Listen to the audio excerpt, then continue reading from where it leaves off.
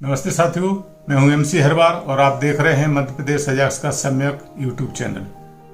आज हम जानेंगे कि संविधान में ऐसे कौन से 14 आर्टिकल हैं जिनमें SC एवं ST वर्ग की सीटों के आरक्षण के प्रावधान किए गए हैं, जैसे आर्टिकल 330 से 333, 335, 337, 38, 338A, 339 से 342, 16(4) और 16(4)A।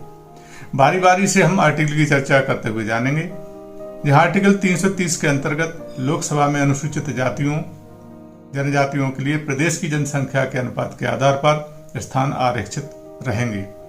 वहीं असम के स्वशासी जिलों की अनुसूचित जनजातियों को छोड़कर भी स्थान आरक्षित किए जाएंगे।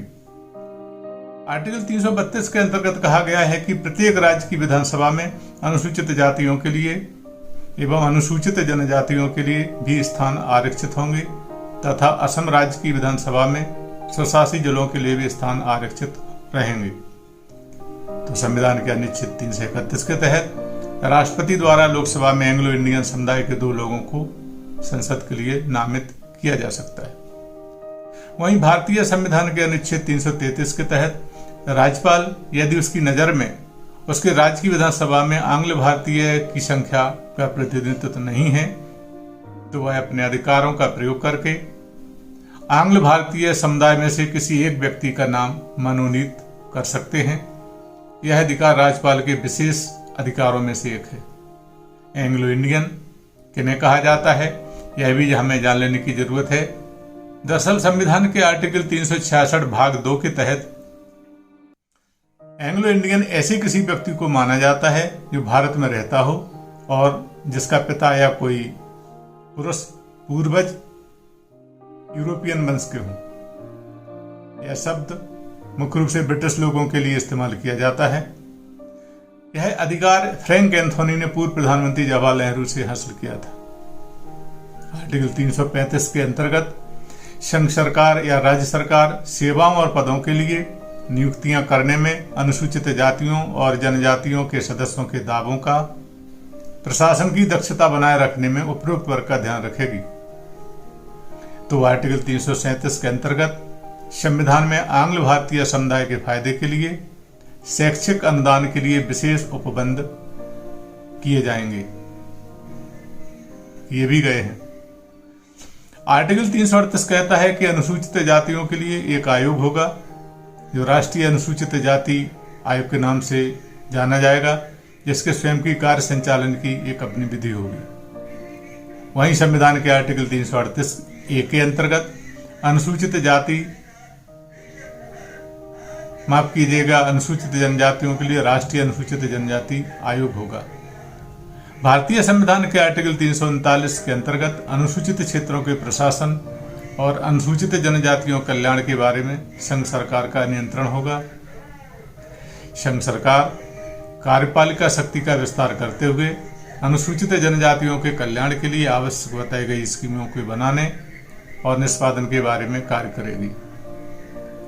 आर्टिकल 340 के अंतर्गत राष्ट्रपति भारत के राज्य क्षेत्र के भीतर सामाजिक और शैक्षणिक दृष्टि से पिछड़े वर्गों की दशाओं के लिए और जिन कठिनाइयों को वे झेल रहे हैं उनके अन्वेषण के लिए और उन कठिनाइयों को दूर करना और उनकी दशा को सुधारने के लिए संघ सरकार या किसी राज्य सरकार द्वारा जो उपाय किए जाने हैं वह उपाय करेगी।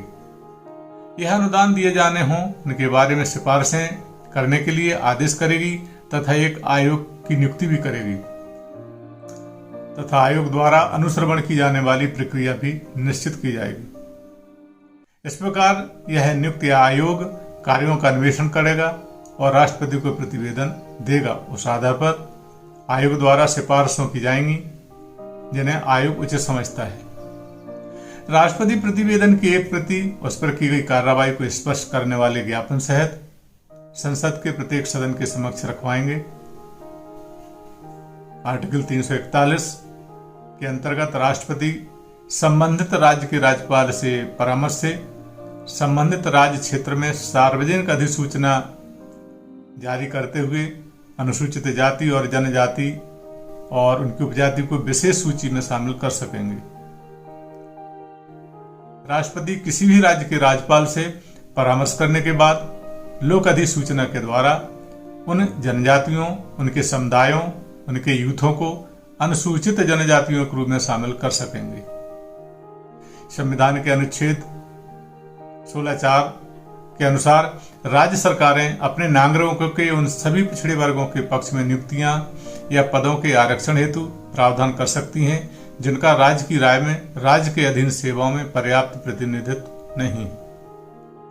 आर्टिकल 16(4)(a) कहता है कि इसके अंतर्गत कोई भी राज्य अनुसूचित जातियों, जनजातियों के पक्ष में जिनका प्रतिनिधित्व राज्य की राय में राज्य की सेवाओं में पर्याप्त नहीं है, राज्य के अधीन सेवाओं में परिणामिक ज्येष्ठता सहित पदोन्नति के मामलों में आरक्षण के लिए नियम बना सकेगी।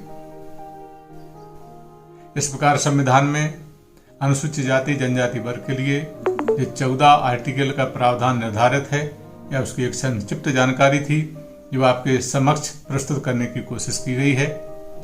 जल्दी ही हम पुनः आपके समक्ष संविधान के आर्टिकल के साथ उपस्थित होंगे। साथियों, आपको यह वीडियो कैसा लगा? यदि अच्छा एवं उपयोगी लगा हो तो कृपया कर सब्सक्राइब करें, बेल आइकन के बटन को दबाएं, जिससे आने वाले वीडियो के नोटिफिकेशन आप तक पहुंच सकेंगे, और इसको अन्य ग्रुपों में शेयर भी करें